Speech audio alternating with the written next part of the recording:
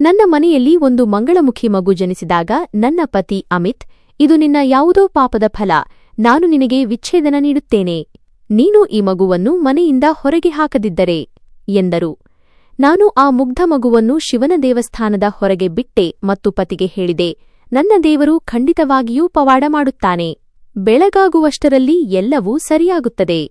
ಅವನು ನಗುತ್ತಾ ಹೇಳಿದ, ಸರಿ, ಬೆಳಗಾಗುವವರೆಗೆ ನಿನಗೆ ಸಮಯವಿದೆ. ಏನೂ ಆಗದಿದ್ದರೆ ನಾನು ನಿನ್ನನ್ನು ಬಿಟ್ಟು ಇನ್ನೊಂದು ಮದುವೆ ಮಾಡಿಕೊಳ್ಳುತ್ತೇನೆ. ಬೆಳಗಿನ ಆರತಿಗೆ ಇನ್ನೂ 15 ನಿಮಿಷ ಬಾಕಿಯಿತ್ತು. ಅಷ್ಟರಲ್ಲೇ ದೇವಸ್ಥಾನದ ಲೌಡ್ ಸ್ಪೀಕರ್ನಿಂದ ಒಂದು ಘೋಷಣೆ ಕೇಳಿಸಿತು. ಇದನ್ನು ಕೇಳಿ ನನ್ನ ಪತಿ ಬಿಕ್ಕಿ ಬಿಕ್ಕಿ ಅಳಲಾರಂಭಿಸಿದ. ನಾನು ದೇವಸ್ಥಾನದ ಮೂಲೆಯಲ್ಲಿ ಕುಳಿತು ಕಣ್ಣೀರು ಸುರಿಸುತ್ತಾ ಕೈಜೋಡಿಸಿ ದೇವರನ್ನು ಪ್ರಾರ್ಥಿಸುತ್ತಿದ್ದೆ. ನನ್ನ ಪತಿ ದೇವಸ್ಥಾನದ ಹೊರಗೆ ನಿಂತು ನನ್ನನ್ನು ನೋಡುತ್ತಿದ್ದ ಮತ್ತು ಸತತವಾಗಿ ನನ್ನನ್ನು ನೋಡಿ ನಗುತ್ತಿದ್ದ. ಅವನು ಮೊದಲು ಇಷ್ಟು ಕೆಟ್ಟ ಮನುಷ್ಯನಾಗಿರಲಿಲ್ಲ, ಇಂದು ಆದಷ್ಟು. ಅವನು ಹೇಳುತ್ತಿದ್ದ, ಏನೂ ಆಗುವುದಿಲ್ಲ, ಏನೂ ಬದಲಾಗುವುದಿಲ್ಲ. ನಿನ್ನಂತಹ ಹೆಂಗಸರಿಗಾಗಿ ದೇವರು ಕೂಡ ಏನೂ ಮಾಡುವುದಿಲ್ಲ. ಪವಾಡಗಳು ಹೀಗೆ 4-5 ಗಂಟೆಗಳಲ್ಲಿ ನಡೆಯುವುದಿಲ್ಲ. ನಾನು ಅಳುತ್ತಾ ಒಂದೇ ಮಾತನ್ನು ಹೇಳುತ್ತಿದ್ದೆ, ಹೇ ಪ್ರಭು, ನನಗೆ ಸಹಾಯ ಮಾಡು. ಈ ಮನುಷ್ಯನಿಗೆ ನೀನು ಏನು ಮಾಡಬಲ್ಲೆ ಎಂದು ತೋರಿಸಿಕೊಡು. ನಿನ್ನ ನ್ಯಾಯವು ಅತ್ಯಂತ ಸತ್ಯವಾದುದು. ನನ್ನ ಸಂತಾನದ ಹೆಸರಿನಲ್ಲಿ ಇಂದು ನೀನು ನಿನ್ನ ಪವಾಡವನ್ನು ತೋರಿಸು. ನನ್ನ ಜೀವನವಿಡೀ ನಿನ್ನ ಭಕ್ತಿಯನ್ನೇ ಮಾಡಿದ್ದೇನೆ. ನಿನ್ನನ್ನೇ ಬೇಡಿಕೊಂಡಿದ್ದೇನೆ. ಬಹಳಷ್ಟು ಸಹಿಸಿದ್ದೇನೆ. ಇಂದು ನಿನ್ನ ಭಕ್ತಿಯ ಫಲವನ್ನು ಬೇಡುತ್ತಿದ್ದೇನೆ. ನಾನು ಅಳುತ್ತಿದ್ದಂತೆ ನನ್ನ ಪತಿ, ಅತ್ತೆ ಮತ್ತು ನಾದಿನಿಯರು ನನ್ನನ್ನು ನೋಡಿ ನಗುತ್ತಲೇ ಇದ್ದರು. ನಾನು ಸಂಪೂರ್ಣವಾಗಿ ಏಕಾಂಗಿಯಾಗಿದ್ದೆ. ನನ್ನ ಬಳಿ ದೇವರನ್ನು ಬಿಟ್ಟರೆ ಬೇರೆ ಯಾರೂ ಇರಲಿಲ್ಲ. ಸಮಯ ಕಳೆಯುತ್ತಿತ್ತು. ಭರವಸೆ ನಿಧಾನವಾಗಿ ಮಾಸುತ್ತಿತ್ತು. ಈಗ ಏನೂ ಆಗುವುದಿಲ್ಲ ಎಂದು ಅನಿಸಿದ್ದರಿಂದ ನಾನು ಏಳಲು ಹೋಗುತ್ತಿದ್ದೆ. ಆರತಿಯ ಸಮಯವಾಗಿತ್ತು. ಮುಂಜಾನೆಯ ಬೆಳಕು ಹರಡಲು ಪ್ರಾರಂಭಿಸಿತ್ತು. ನಾನು ತಲೆ ತಗ್ಗಿಸಿ ಅಳುತ್ತಿದ್ದೆ.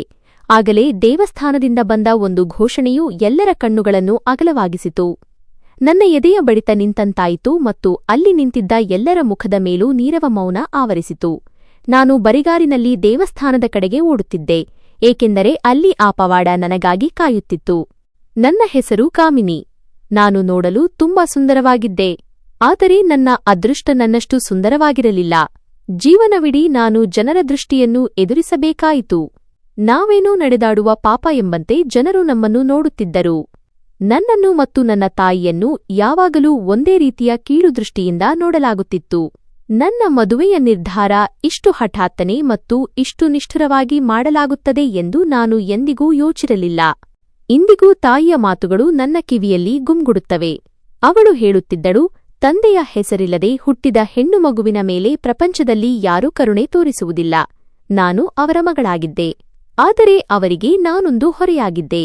ಎಷ್ಟಾಗುತ್ತೋ ಅಷ್ಟು ಬೇಗ ಅವರು ಕಳಚಿಕೊಳ್ಳಲು ಬಯಸುವ ಜವಾಬ್ದಾರಿಯಾಗಿದ್ದೆ ನಾನು. ನಮ್ಮ ಮನೆಯಲ್ಲಿ ನನ್ನ ತಂದೆಯ ಪ್ರಸ್ತಾಪ ಎಂದು ಮುಕ್ತವಾಗಿ ಆಗಲಿಲ್ಲ.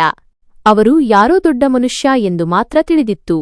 ಆದರೆ ಅವರು ಎಲ್ಲಿಯವರು ಮತ್ತು ಯಾರು ಎಂಬುದು ಯಾರಿಗೂ ತಿಳಿದಿರಲಿಲ್ಲ. ನಾನು ಅಕ್ರಮವಾಗಿ ಹುಟ್ಟಿದವಳು ಎಂಬ ಮಾತು ಜನರ ಬಾಯಲ್ಲಿ ಯಾವಾಗಲೂ ಇರುತ್ತಿತ್ತು. ಬಾಲ್ಯದಿಂದ ದೊಡ್ಡವಳಾಗುವವರೆಗೂ ಇದನ್ನೇ ಕೇಳುತ್ತಾ ಬಂದೆ ಮತ್ತು ಈ ಕಳಂಕ ನನ್ನ ತಲೆಯ ಮೇಲೆ ಯಾವಾಗಲೂ ಇರುತ್ತಿತ್ತು. ನನ್ನನ್ನು ಕೀಳಾಗಿ ಕಾಣಲು ಅವಕಾಶ ಸಿಕ್ಕರೆ ಸಾಕು, ನೆರೆಹೊರೆಯ ಹೆಂಗಸರು ಅದನ್ನು ಬಿಡುತ್ತಿರಲಿಲ್ಲ. ಅವರ ಮಾತುಗಳು ಕತ್ತಿಯಂತೆ ನನ್ನ ಎದೆಗೆ ಚುಚ್ಚುತ್ತಿದ್ದವು. ಆದರೆ ನಾನು ಏನು ಮಾಡಬಹುದಿತ್ತು? ನನ್ನ ತಾಯಿಯೂ ಇದೇ ಜನರ ನಡುವೆ ವಾಸಿಸುತ್ತಿದ್ದರು. ಇವರ ಮನೆಗಳಲ್ಲಿಯೇ ಕೆಲಸ ಮಾಡುತ್ತಾ ಅವರ ಚುಚ್ಚು ಮಾತುಗಳನ್ನೂ ಸಹಿಸಿಕೊಳ್ಳುತ್ತಿದ್ದರು. ನನಗೆ ನನ್ನ ತಂದೆಯ ಮೇಲೆ ಅತೀವ ದ್ವೇಷವಿತ್ತು, ಏಕೆಂದರೆ ಅವನಿಂದಾಗಿಯೇ ನಮ್ಮ ಜೀವನ ಹೀಗಾಗಿತ್ತು. ನಾನು ಅವನನ್ನು ಎಂದಿಗೂ ನೋಡಿರಲಿಲ್ಲ. ಆದರೆ ಅವನು ಎಲ್ಲಾದರೂ ಬದುಕಿದ್ದರೆ ಬಹುಶಃ ನಮಗೆ ಸಿಗುತ್ತಿದ್ದನೇನೋ ಮತ್ತು ನಮ್ಮ ಜೀವನ ಹೀಗಾಗುತ್ತಿರಲಿಲ್ಲವೇನೋ. ಒಂದು ದಿನ ಅಮ್ಮ, ನಿನಗಾಗಿ ಒಂದು ಸಂಬಂಧ ಬಂದಿದೆ ಎಂದರು. ಇದನ್ನು ಕೇಳಿದ ತಕ್ಷಣ ನನ್ನ ಮನಸ್ಸು ವಿಚಿತ್ರವಾದ ಆತಂಕದಿಂದ ತುಂಬಿತು. ಸಂಬಂಧ ತಂದವನ ಹೆಸರು ಸಂಜಯ್. ನಾನು ಅವನ ಹೆಸರನ್ನು ಎಂದಿಗೂ ಕೇಳಿರಲಿಲ್ಲ. ಅಮ್ಮ ಹೇಳಿದರು, ಅವನು ವಯಸ್ಸಿನಲ್ಲಿ ತುಂಬಾ ದೊಡ್ಡವನು, ನೋಡಲು ಚೆನ್ನಾಗಿಲ್ಲ, ಓದು ಬರಹವಿಲ್ಲ ಮತ್ತು ಸರಿಯಾದ ಕೆಲಸವೂ ಇಲ್ಲ. ಇದನ್ನು ಕೇಳಿ ನನ್ನ ಎದೆ ಕುಸಿದಂತಾಯಿತು.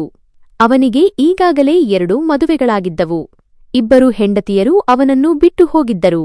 ಅವನ ಬಳಿ ಹಣವಿರಲಿಲ್ಲ, ಗೌರವವಿರಲಿಲ್ಲ ಮತ್ತು ಮಕ್ಕಳೂ ಇರಲಿಲ್ಲ. ಆದರೂ ಆ ಸಂಬಂಧ ನನಗಾಗಿ ಬಂದಿತ್ತು. ಅಮ್ಮ ಕೇವಲ ಇಷ್ಟೇ ಹೇಳಿದರು, ಮಗಳೇ, ಹೆಸರಿಲ್ಲದೆ ಹುಟ್ಟಿದ ಮಕ್ಕಳಿಗೆ ಒಳ್ಳೆಯ ಸಂಬಂಧ ಎಲ್ಲಿಂದ ಬರುತ್ತದೆ? ನಿನಗಾಗಿ ಕನಿಷ್ಠ ಒಂದು ಸಂಬಂಧವಾದರೂ ಬಂದಿದೆಯಲ್ಲ. ಈಗ ನಾನು ತಡ ಮಾಡುವುದಿಲ್ಲ. ಅಮ್ಮ ಹೀಗೆ ಹೇಳಿದಾಗ ನಾನು ವಿರೋಧಿಸಿದೆ. ಈ ಮದುವೆ ನನ್ನ ಜೀವನವನ್ನು ಹಾಳು ಮಾಡುತ್ತದೆ. ಅಮ್ಮ, ನಾನು ನನ್ನ ಜೀವನವನ್ನು ಹೀಗೆ ಹಾಳು ಮಾಡಿಕೊಳ್ಳಲು ಇಷ್ಟಪಡುವುದಿಲ್ಲ. ನೀವು ಈ ಸಂಬಂಧವನ್ನು ಒಪ್ಪಿಕೊಳ್ಳಬಾರದು ಎಂದು ನಾನು ಅವರಿಗೆ ಹೇಳಿದೆ. ಆದರೆ ನನ್ನ ಅಮ್ಮ ನನ್ನ ಮಾತು ಕೇಳುವ ಬದಲು ತಮ್ಮ ದುಃಖದ ಕಥೆಯನ್ನು ಹೇಳಲು ಪ್ರಾರಂಭಿಸಿದರು. ಜೀವನ ಎಲ್ಲರದ್ದೂ ಹಾಳಾಗಿಯೇ ಹೋಗುತ್ತದೆ. ನಿನ್ನ ಅಮ್ಮನ ಜೀವನವೂ ಹಾಳಾಯಿತು ಎಂದರು. ನೀನು ಹುಟ್ಟುವ ಮೊದಲೇ ನಿನ್ನ ತಂದೆ ನನ್ನನ್ನು ಬಿಟ್ಟು ಹೋದರು.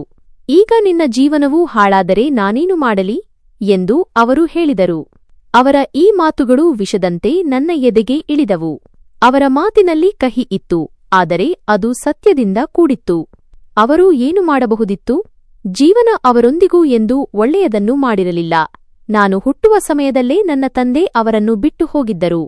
ಮದುವೆ ಆಗಿತ್ತೋ ಇಲ್ಲವೋ ಎಂಬುದು ಇಂದಿಗೂ ಒಂದು ಪ್ರಶ್ನೆಯಾಗಿಯೇ ಉಳಿದಿದೆ.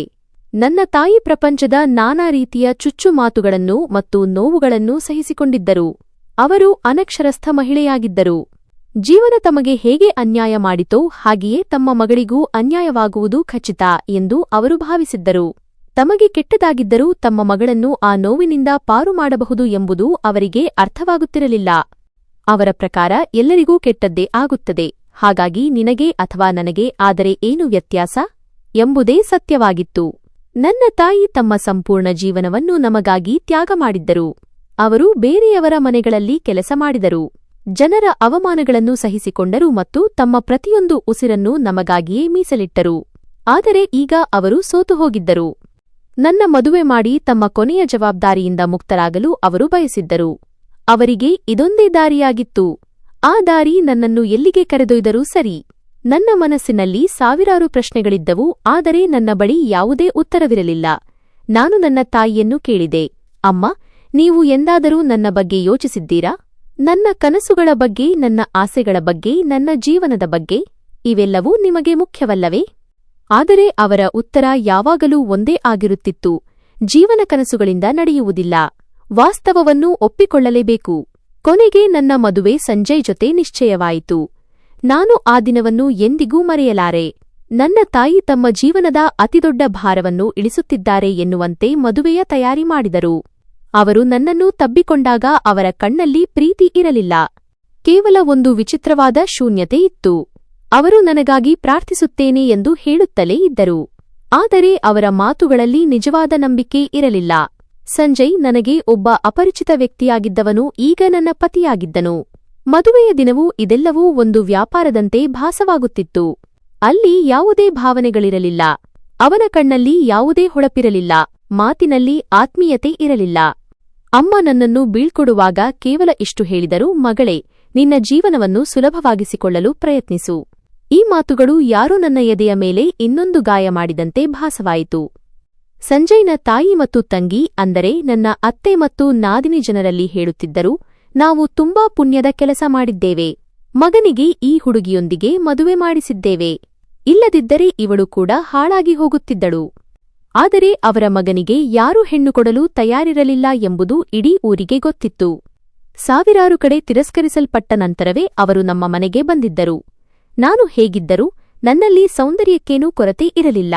ಆದರೂ ಜನರು, ನೋಡಿ, ನಾವು ನಮ್ಮ ಕಣ್ಣ ಮುಂದೆಯೇ ಸತ್ಯವನ್ನು ನುಂಗಿಕೊಂಡೆವು ಎಂದು ಹೇಳುತ್ತಿದ್ದರು. ಅವರೆಲ್ಲರೂ ಪ್ರಪಂಚದ ಮುಂದೆ ತುಂಬಾ ಒಳ್ಳೆಯವರು ಮತ್ತು ಸಭ್ಯರು ಎಂದು ತೋರಿಸಿಕೊಳ್ಳಲು ಪ್ರಯತ್ನಿಸುತ್ತಿದ್ದರು. ಆದರೆ ನನ್ನ ಮನಸ್ಸಿನಲ್ಲಿ ಒಂದೇ ಪ್ರಶ್ನೆ ಇತ್ತು, ನನ್ನ ಮನೆಗೆ ಸಂಬಂಧ ತೆಗೆದುಕೊಂಡು ಹೋಗುವಂತೆ ನಿಮಗೆ ಯಾರು ಹೇಳಿದ್ದರು? ನೀವು ಬರದಿದ್ದರೆ ಬಹುಶಃ ನನ್ನ ಜೀವನ ಉಳಿಯುತ್ತಿತ್ತೇನೋ. ನನ್ನ ಮದುವೆಯ ರಾತ್ರಿ ತುಂಬಾ ಭಯಾನಕವಾಗಿತ್ತು. ನನಗೆ ಎಚ್ಚರವಾದಾಗ ನಾನು ಸಿಟಿ ಆಸ್ಪತ್ರೆಯಲ್ಲಿದ್ದೆ. ಇಷ್ಟು ಸುಂದರವಾದ ಹುಡುಗಿಯ ಈ ಸ್ಥಿತಿ ಯಾರು ಮಾಡಿದರು ಎಂದು ವೈದ್ಯರು ಮತ್ತು ದಾದಿಯರು ಆಶ್ಚರ್ಯಚಕಿತರಾಗಿದ್ದರು. ನಾನು ಮೌನವಾಗಿ ಮಲಗಿ ಸೀಲಿಂಗ್ ಕಡೆ ನೋಡುತ್ತಿದ್ದೆ. ವೈದ್ಯರು ಕೇಳಿದರು, ನಿನ್ನ ತಂದೆ ತಾಯಿ ಇಲ್ಲವೇ? ಇವರನ್ನು ಪ್ರಶ್ನಿಸಲು ಯಾರೂ ಇಲ್ಲವೇ? ನಾನು ಸೋತ ಧ್ವನಿಯಲ್ಲಿ ಹೇಳಿದೆ, ಅವರು ಕೇವಲ ನನ್ನ ಮದುವೆ ಮಾಡಿಕೊಟ್ಟಿದ್ದಾರೆ. ಈಗ ಅವರು ನನಗಾಗಿ ಇನ್ನೇನು ಮಾಡುತ್ತಾರೆ? ಆಗ ಅವರು, ಈಗ ನಿನ್ನ ಮನೆಯವರಾಗಿ ನಿನ್ನ ಜೀವನ ಕಳೆ ಎಂದು ಹೇಳಿದರು. ವೈದ್ಯರು ಹೇಳಿದರು, ನನ್ನ ಬಳಿ ಮಹಿಳಾ ಸಹಾಯವಾಣಿ ಕೇಂದ್ರದ ಸಂಖ್ಯೆ ಇದೆ. ನಾನು ನಿನಗೆ ಅದರ ಮುಖ್ಯಸ್ಥರ ಸಂಖ್ಯೆಯನ್ನು ಕೊಡುತ್ತೇನೆ. ಅವರು ನಿನ್ನನ್ನು ಇಲ್ಲಿಂದ ಸುರಕ್ಷಿತವಾಗಿ ಕರೆದುಕೊಂಡು ಹೋಗುತ್ತಾರೆ. ನಾವು ಈ ಮೊದಲು 2-4 ಮಹಿಳೆಯರಿಗೆ ಸಹಾಯ ಮಾಡಿದ್ದೇವೆ. ನಂತರ ಅವರು ನಿಂತು, ಆದರೆ ಈ 2-4 ಮಂದಿ ಸಾವಿರಾರು ಜನರಲ್ಲಿ ಕೆಲವರು ಮಾತ್ರ ಎಂಬುದನ್ನು ಯೋಚಿಸು. ಸಾವಿರಾರು ಮಹಿಳೆಯರಿಗೆ ಸಹಾಯದ ಅಗತ್ಯವಿರುತ್ತದೆ. ಆದರೆ ಭಯದಿಂದ ಅವರು ಏನನ್ನೂ ಹೇಳುವುದಿಲ್ಲ. ಧೈರ್ಯ ತೋರುವವರು ಕೇವಲ 2 ಅಥವಾ 3 ಮಾತ್ರ. ನಿನ್ನಲ್ಲಿ ಧೈರ್ಯವಿದ್ದರೆ ನಾವು ನಿನ್ನನ್ನು ಅಲ್ಲಿಗೆ ಕಳುಹಿಸುತ್ತೇವೆ. ನಾನು ಮೆಲ್ಲನೆ ಹೇಳಿದೆ, ನನಗೆ ಯಾರ ಸಂಖ್ಯೆಯೂ ಬೇಡ. ಒಂಟಿ ಹೆಣ್ಣಿನ ಹಣೆಬರಹದಲ್ಲಿ ಅವಮಾನವೇ ಬರೆದಿರುತ್ತದೆ. ಅದು ಇಲ್ಲಾದರೂ ಸರಿ, ಅಲ್ಲಾದರೂ ಸರಿ.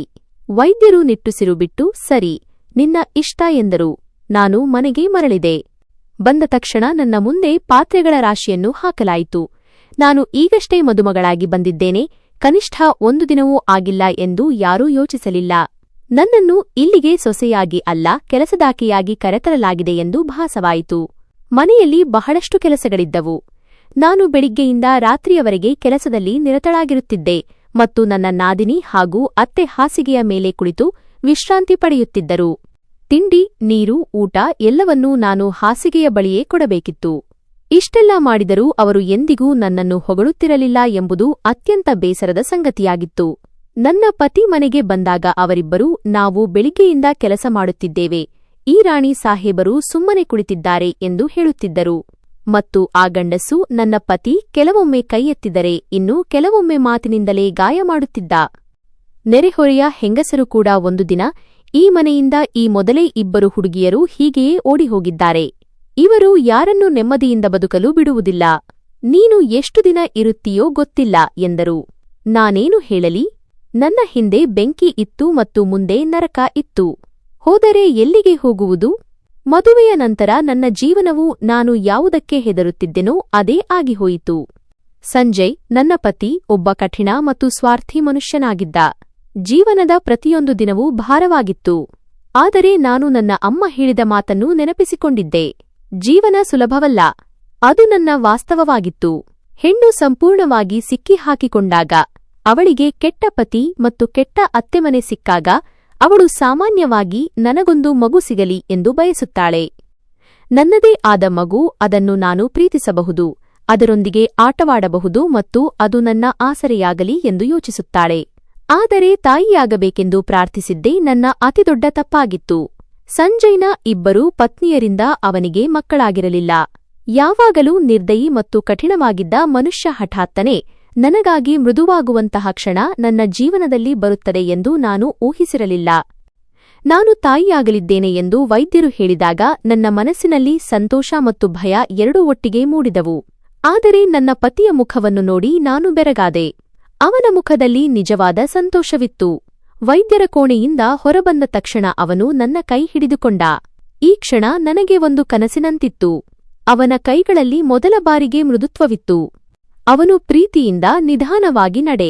ನಿನಗೆ ಏನಾದರೂ ಆದೀತು ಎಂದ. ಅವನ ಈ ಮಾತನ್ನು ಕೇಳಿ ನನಗೆ ಆಶ್ಚರ್ಯವಾಯಿತು. ಯಾವ ಮನುಷ್ಯನ ಮನಸ್ಸಿನಲ್ಲಿ ನನ್ನ ಬಗ್ಗೆ ಯಾವುದೇ ಭಾವನೆಗಳಿರಲಿಲ್ಲವೋ ಅವನಲ್ಲಿ ಹಠಾತ್ತನೆ ಈ ಮಮತೆ ಅಥವಾ ಕಾಳಜಿ ಎಲ್ಲಿಂದ ಬಂತು? ಮನೆಗೆ ಬಂದ ತಕ್ಷಣ ಅವನು ತನ್ನ ತಾಯಿ ಮತ್ತು ತಂಗಿಯನ್ನು ಕರೆದ. ಅವನ ಧ್ವನಿಯಲ್ಲಿ ಅವನು ಸಾಮಾನ್ಯವಾಗಿ ನನ್ನ ಮೇಲೆ ತೋರಿಸುತ್ತಿದ್ದ ಅದೇ ಗಾಂಭೀರ್ಯವಿತ್ತು. ಆದರೆ ಈ ಬಾರಿ ಆ ಗಾಂಭೀರ್ಯ ನನ್ನ ಪರವಾಗಿತ್ತು. ಅವನು ಹೇಳಿದ, ಎಚ್ಚರಿಕೆ, ಇನ್ನು ಮುಂದೆ ಯಾರಾದರೂ ನನ್ನ ಹೆಂಡತಿಗೆ ತೊಂದರೆ ಕೊಟ್ಟರೆ ಪರಿಣಾಮ ನೆಟ್ಟಗಿರುವುದಿಲ್ಲ. ಇವಳು ತಾಯಿಯಾಗಲಿದ್ದಾಳೆ ಮತ್ತು ಇವಳ ವಿಶ್ರಾಂತಿಯ ಬಗ್ಗೆ ಸಂಪೂರ್ಣ ಗಮನ ಹರಿಸಬೇಕು. ಅವನ ಈ ಮಾತುಗಳು ನನಗೆ ಕನಸಿನಂತಿತ್ತು. ನಾನು ಎಂದಿಗೂ ನಿಜವಾಗುತ್ತದೆ ಎಂದುಕೊಳ್ಳದ ಕನಸು ಅದು. ನಂತರ ಅವನು ಮುಂದುವರಿಸಿದ, ಇವಳು ಕೇವಲ ಅಡುಗೆ ಮಾಡುತ್ತಾಳೆ, ಅದು ಕೂಡ ಕೇವಲ 3 ತಿಂಗಳು ಮಾತ್ರ. ಅದರ ನಂತರ ಇವಳು ಪೂರ್ತಿ ವಿಶ್ರಾಂತಿ ಪಡೆಯಬೇಕು. ಉಳಿದ ಮನೆ ಕೆಲಸಗಳನ್ನು ನೀವು ನೋಡಿಕೊಳ್ಳಿ ಅಥವಾ ಹೊರಗಿನಿಂದ ಊಟ ತರಿಸಿಕೊಳ್ಳಿ. ನಾನು ಇವಳಿಗಾಗಿ ಪ್ರತಿದಿನ ಹಣ್ಣು, ಹಾಲು ಮತ್ತು ಏನೇನು ಅಗತ್ಯವಿದೆಯೋ ಎಲ್ಲವನ್ನೂ ತರುತ್ತೇನೆ. ಈ ಮಾತುಗಳನ್ನು ಕೇಳಿ ನಾನು ಕೆಲವು ಕ್ಷಣಗಳ ಕಾಲ ಅಲ್ಲಿಯೇ ನಿಂತುಬಿಟ್ಟೆ. ನನ್ನ ಜೀವನವನ್ನು ನರಕವಾಗಿಸಿದ್ದ ಮನುಷ್ಯ ಇವನೇನಾ? ಅವನ ತಾಯಿ ಮತ್ತು ತಂಗಿಯ ಮುಖದಲ್ಲಿ ಸಂತೋಷ ಮತ್ತು ಆತಂಕ ಎರಡೂ ಇತ್ತು. ಬಹುಶಃ ಇದೆಲ್ಲವೂ ಹಠಾತ್ತನೆ ಹೇಗೆ ಮತ್ತು ಏಕೆ ನಡೆಯುತ್ತಿದೆ ಎಂದು ಅವರು ಯೋಚಿಸುತ್ತಿರಬಹುದು. ಸ್ವಲ್ಪ ಸಮಯದ ಮೌನದ ನಂತರ ಅವನ ತಾಯಿ, ಇದೇನು ಮಾತು? ಹೆಂಗಸರು ಯಾವಾಗಲೂ ಕೆಲಸ ಮಾಡಿಕೊಂಡೇ ಬಂದಿದ್ದಾರೆ. ತಾಯಿಯಾಗುವುದು ಕಾಯಿಲೆಯೇನಲ್ಲ ಎಂದರು. ಆದರೆ ನನ್ನ ಪತಿ ಅವರ ಮಾತನ್ನು ಕಠಿಣವಾಗಿ ತಿರಸ್ಕರಿಸಿದ. ನಾನು ಹೇಳಿದೇನಲ್ಲ, ಇನ್ನು ಮುಂದೆ ಇವಳು ಯಾವುದೇ ಕೆಲಸ ಮಾಡುವುದಿಲ್ಲ ಮತ್ತು ಈ ವಿಷಯದಲ್ಲಿ ಯಾವುದೇ ಚರ್ಚೆ ಬೇಡ. ನನ್ನ ಮನಸ್ಸಿನಲ್ಲಿ ಭರವಸೆಯ ಕಿರಣ ಮೂಡಿತು. ದೇವರು ನಿಜವಾಗಿಯೂ ಅವನ ಹೃದಯವನ್ನು ಬದಲಾಯಿಸಿದನೆ? ಅವನು ನಿಜವಾಗಿಯೂ ಬದಲಾಗುತ್ತಿದ್ದಾನೆಯೇ? ಈ ಬದಲಾವಣೆ ಶಾಶ್ವತವೋ ಅಥವಾ ಕೇವಲ ಕೆಲವು ದಿನಗಳದ್ದೋ ಎಂಬ ಖಚಿತತೆ ನನಗಿರಲಿಲ್ಲ. ಆದರೆ ಆ ಕ್ಷಣಕ್ಕೆ ನಾನು ಅದನ್ನು ನಂಬಿದೆ. ಅವನ ಮೃದು ಮತ್ತು ಕಾಳಜಿಯುಕ್ತ ವರ್ತನೆ ನನಗೆ ವರದಾನಕ್ಕಿಂತ ಕಡಿಮೆಯಿರಲಿಲ್ಲ. ಬರುವ ಮಗುವಿನ ಕೃಪೆಯಿಂದ ಇದೆಲ್ಲವೂ ಆಗುತ್ತಿದೆಯೆಂದು ನನಗೆ ಅನಿಸಿತು. ಬಹುಶಃ ಈ ಮಗು ನಮ್ಮ ಜೀವನದಲ್ಲಿ ಒಳ್ಳೆಯ ಬದಲಾವಣೆಯನ್ನು ತರಬಹುದು. ಆ ಕ್ಷಣ ನನ್ನ ಜೀವನದ ಸುಂದರ ತಿರುವಾಗಿತ್ತು. ನನ್ನ ಮನಸ್ಸಿನಲ್ಲಿ ಭರವಸೆ ಮತ್ತು ಸಂತೋಷದ ದೀಪವನ್ನು ಹಚ್ಚಿದ ತಿರುವು ಅದು. ಬಹುಶಃ ದೇವರು ನನ್ನ ಪ್ರಾರ್ಥನೆಯನ್ನು ಕೇಳಿದ್ದಾನೆ ಎಂದು ನನಗೆ ಅನಿಸಿತು. ರಾತ್ರಿಯ ಸಮಯವಾಗಿತ್ತು. ನನ್ನ ಜೀವನವು ಹೊಸ ದಿಕ್ಕಿನತ್ತ ಸಾಗುತ್ತಿದೆ ಎಂದು ನಾನು ಕೋಣೆಯಲ್ಲಿ ಕುಳಿತು ಯೋಚಿಸುತ್ತಿದ್ದೆ. ವರ್ಷಗಳ ಕತ್ತಲೆಯಲ್ಲಿ ಹೂತು ಹೋಗಿದ್ದ ನನ್ನ ಭರವಸೆಗಳು ಮತ್ತೆ ಚಿಗುರೊಡೆದಿದ್ದವು.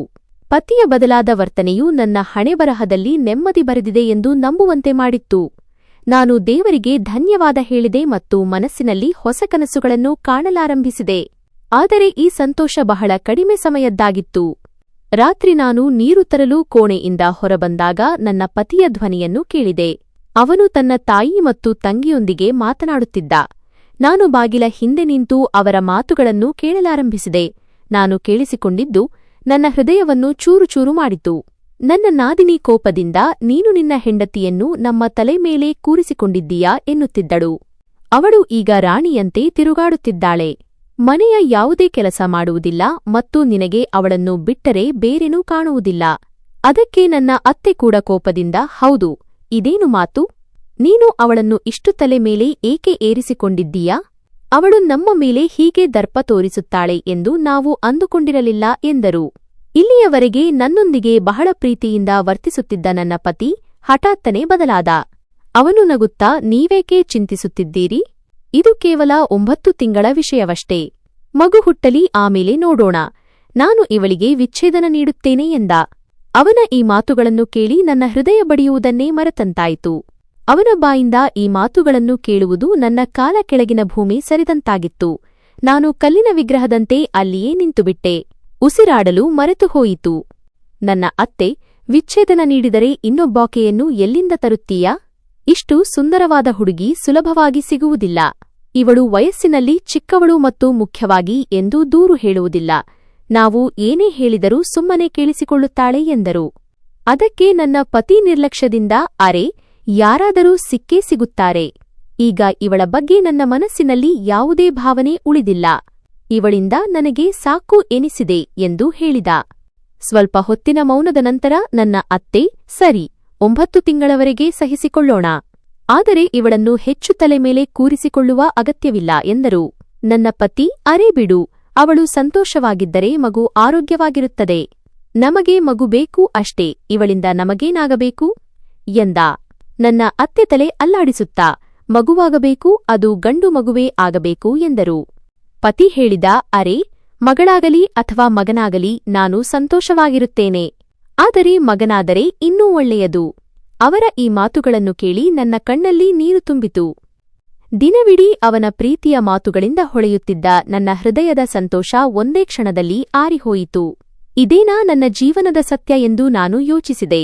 ನನ್ನ ಅಸ್ತಿತ್ವ ಕೇವಲ ಒಂದು ಮಗುವಿಗೆ ಜನ್ಮ ನೀಡುವವರೆಗೆ ಮಾತ್ರ ಸೀಮಿತವೇ? ನನ್ನ ಪತಿಯ ಮೃದು ವರ್ತನೆಗೆ ಇದೇ ಕಾರಣವೇ? ನಾನು ಮೌನವಾಗಿ ನನ್ನ ಕೋಣೆಗೆ ಮರಳಿದೆ.